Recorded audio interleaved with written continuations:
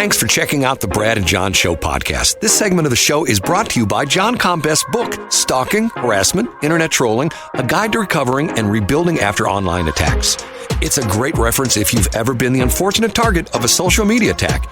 It's available on Amazon. Just search John Combest. That's C-O-M-B-E-S-T, John Combest, and the book will show up in your search results. Now it's time for another segment of the Brad and John Show. Can you handle it?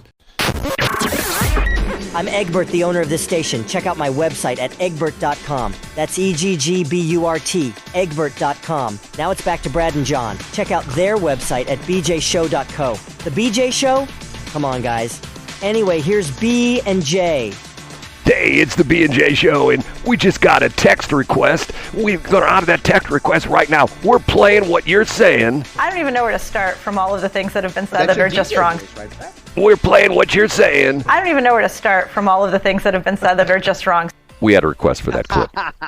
Well, we're breaking the fourth wall live on the air, Brad. There are people that think that John got the state convention summary wrong. What do you know? Okay. I make a lot of mistakes. And you know what? Here's what I would suggest, Brad. Can I make a suggestion live on the air to our listeners? No, hold on a minute. Let me go back a minute. Okay.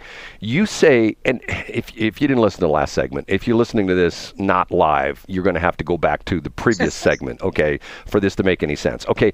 You say the Republican convention, state Republican convention was held in Springfield, and no local reporters, not one single Springfield reporter from a TV station or a radio station or a newspaper showed up for the convention? Nobody? To quote Dean Wormer in Animal House, right. 0.0. Okay, so keep going with what you're going to say. So, and you said you just got corrected by somebody? Who'd you get corrected by? Well, no, I would just, you could probably take a look at your phone. Also, folks, I'm sure there are folks at the state convention. Here's my recommendation, my open recommendation to folks who are at the state convention. I'm sure people, and I've seen on social media, people have a lot of opinions on what happened. I'm sure if you're on the team of people that were victorious on Saturday, you feel a certain way. If you were somewhere in the middle, you feel some type of way. In lieu of this vacuum, there's very little information about what actually happened. I would suggest folks either put it in their own words, maybe submit it to somewhere like the Missouri Times, let's say, or a place that's known for really good political reporting. Maybe reach out to a Jason Rosenbaum, something to that effect. And then, because I think the state convention is pretty important, and particularly for people who feel that there are misconceptions about what happened or what really happened or how other people are spinning it, I'd love to read some summaries because I wasn't there. Okay.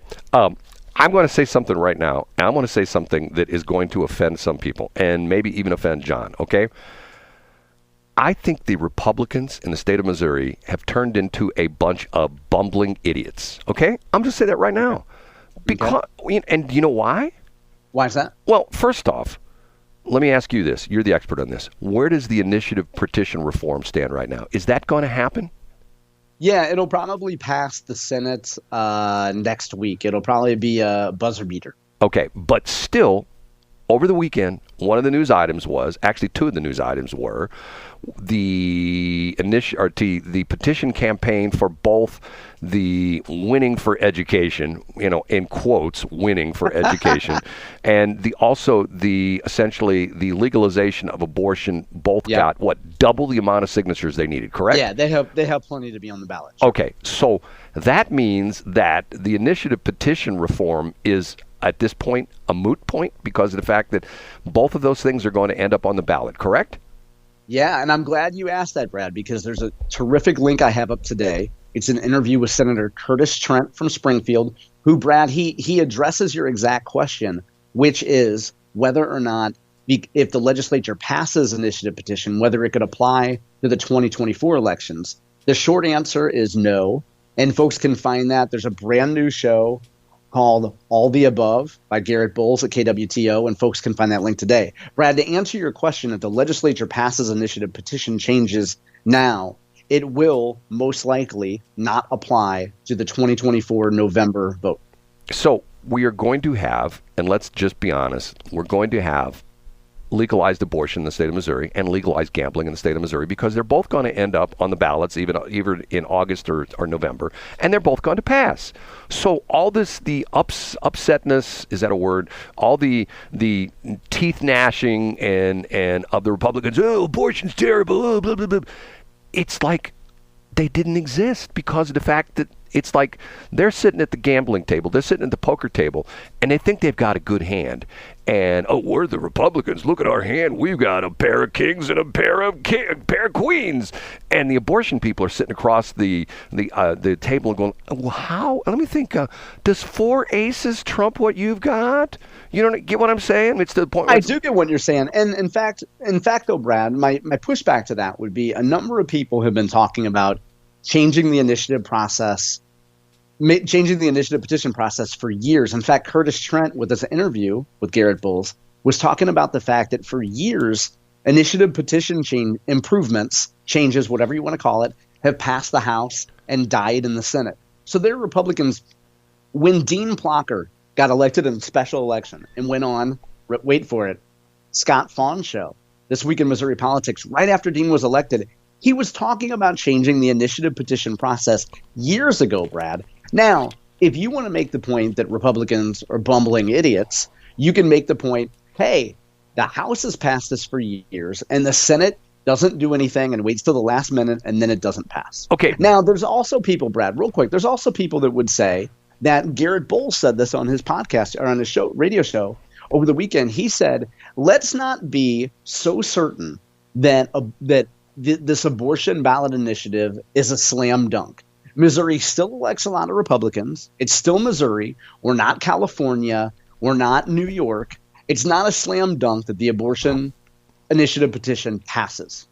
John, I thoroughly disagree with that, because there is so much national money that's going to flood Missouri for the abortion thing. I mean, it's just going to me. It's to the point where, like, why even have the election if it's gone on the ballot? It's already passed.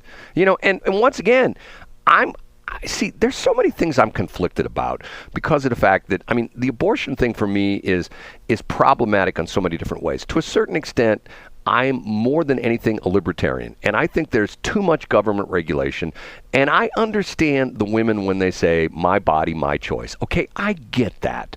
But yet, by the same token, I'll always say, well, honey, guess what? And I shouldn't use honey because people go, I can't believe you said that. You should use honey. You should say sweetie, actually. Sweetie, and tell them to smile. Sweetie, how did you get pregnant? And she's going to look at the dude and say, well, it's you. Why doesn't the guy have any say in the abortion issue? Because the guys are totally out of the loop.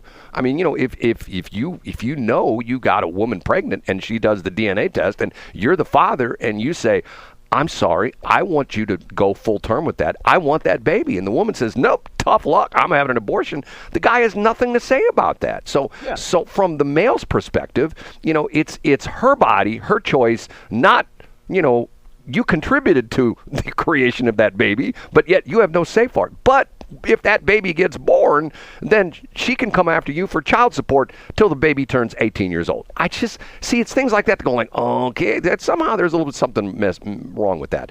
The other thing is, how many years have the Republicans had a supermajority in the House and the Senate in the state of Missouri? You know the answer to it. You're the political savant. Yeah, and I don't. So whether or not we have a supermajority or a regular majority goes back and forth. We took control of the Missouri Senate in 2001 in a special election, and we gained control of the Missouri House in 2002. So we're on 20 plus years. 20 plus years. Okay, and every stupid session we go through the same song and dance that there's somebody who's going to jump up and down. Oh, I don't want to do that. And somebody, in the Senate, and somebody says, no, we're not going to do that.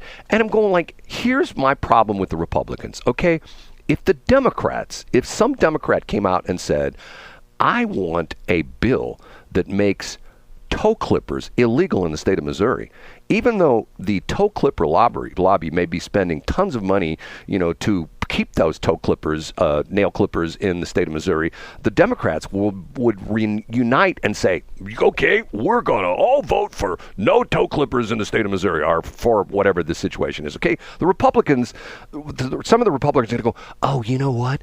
That toenail is a living being, and we don't want to have it clipped off of the human. And you're going to have all these splinter groups, and nothing is going to get done. But the Democrats are going to lock arms, and they're going to move forward together, and they get stuff done. The Republicans. And Brad, let me interrupt. So the argument you're making, and we've discussed this before, but people might be hearing this for the first time. What you're saying is absolutely true. And you might recall, Brad, because you were alive in the 1990s, and my political coming of age was in the 1990s. If you switch the parties there, in 1996, Democrats were arguing with each other, and Speaker Bob Griffin and Speaker Steve Gaw, and go through the list. And Republicans, Brad Hildebrand, would be on the radio in the year 1994 and saying, well, what I don't get is Republicans just lock arms and they're united and they're together, and Democrats have all these splinter groups. And Brad Hildebrand in 1994 would have been right. Yeah, but let's take it on a federal level, okay?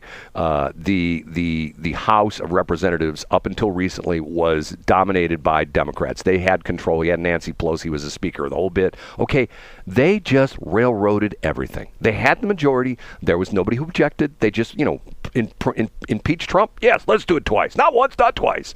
They just moved forward. On the big stuff they did. Now, on the smaller stuff, though, Brad, AOC and her group of people were still causing Nancy Pelosi headaches. They were united on the big stuff. You're right about that. But Nancy Pelosi still had to deal with a lot of threats from AOC. The point is that heavy is the head that wears the legislative crown.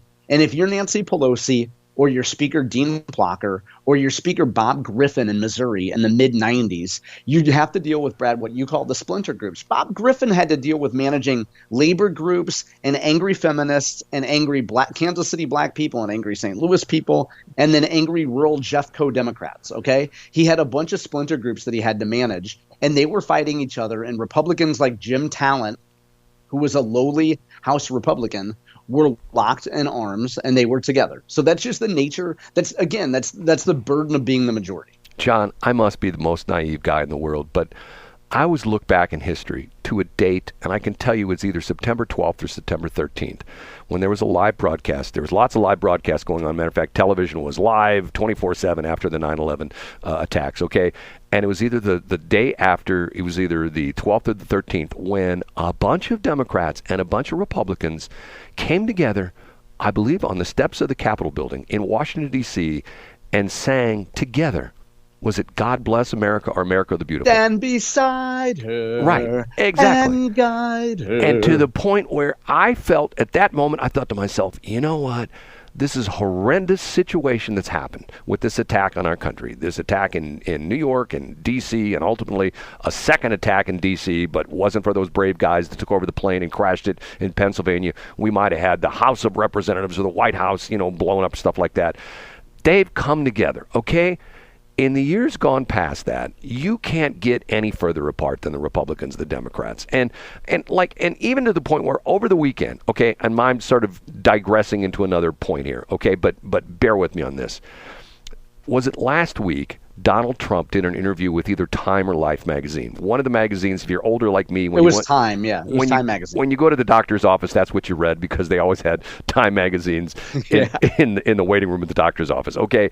And the top story on CNN this weekend was they did a fact check on the Time magazine article with the interview with Donald Trump. Did you read this by any chance? I didn't read it, no. Okay. They go through and they fact check. And one of the things is Trump said they had 40,000 soldiers somewhere. I don't even remember. And Time and CNN comes, false. There were only 32,000 soldiers. Okay. So we missed it by 8,000. Okay. But when Joe Biden says he used to drive an 18-wheeler, or that his son... Uncle Bosie got eaten by cannibals. Right, yeah, Uncle Bosie got eaten by cannibals. Or his son was killed in Iraq, which is not true. His son, unfortunately, died of brain cancer in the United States. He was in the military. He was... when you go through all these crazy things that Joe Biden says, nobody ever fact-checked any of that kind of stuff, except for Peter Doocy. And when he does bring this up at the White House press briefing, he's always, Peter, what's her name? KJP. KJP. Peter, why don't you ask a good question? And I'm going like, okay, talk about media bias. And they go through this. I'll see if I can find it, send it to you. They go through this interview page by question by question by question. CNN, the Trump said this, the truth, he lied. I'm going like, okay, so how does our president get away with crazy, weird stuff? He said, like, for example, his house burnt down. Remember this? And he doesn't remember how these documents got in his garage. And he doesn't, I mean, crazy stuff. The Uncle Bozier stuff. Eaten by cannibals. And even to the point where, and not only that, he said his father was in a single-engine plane. He was by himself, which made it sound like he was the pilot, and he was shot down. When the Department of Defense comes out and says, no, that's not what happened. He was in a 2-engine plane, and it just took off from New Guinea, and the plane wasn't shot down. It had engine trouble, and it ditched into the Pacific Ocean or some lake or something off the coast of New Guinea or whatever it was. I don't know. And I'm going like, how come nobody ever says, well, Biden says, get what I'm saying? I mean, I do get it. Yeah, but I mean, and also, too, the fact that the media has a double standard for Trump and Biden is an old story. We shouldn't even be like, that's like saying that NPR is biased, right? But like, see, everybody reads it, and that story was unique because early Berliner actually came from NPR and said it, but nobody's surprised that NPR hates Donald Trump. Well, it's like, what was the story this weekend about the fact that there was all the Twitter posts about the fact that something revelation came out, and people are going like, okay, you just found this out? All the Republican people? I can't remember what this was. I should take better notes on this stuff. Anyway. We're up against break, right? Yeah, next break, I will, once again, there's so many goofy stories that happen. Chicago teachers and an SIUE professor, okay? Remind me to go talk through those two things next break, okay? Will do. Okay, we need to take a break. And by the way, I have to tell you something. You know what I've got? I've got to be out of here really quick this morning because I have an appointment with your buddy. You know who I'm talking about, don't you? Oh, yeah, nice. Yeah. Thanks for checking out the Brad and John Show podcast. This segment of the show is brought to you by John Combest's book, Stalking, Harassment, Internet Trolling, A Guide to Recovering and Rebuilding After Online Attacks. It's a great reference if you've ever been the unfortunate target of a social media attack. It's available on Amazon. Just search John Combest. That's Combest, John Combest, and the book will show up in your search results. Now it's time for another segment of the Brad and John Show. Can you handle it?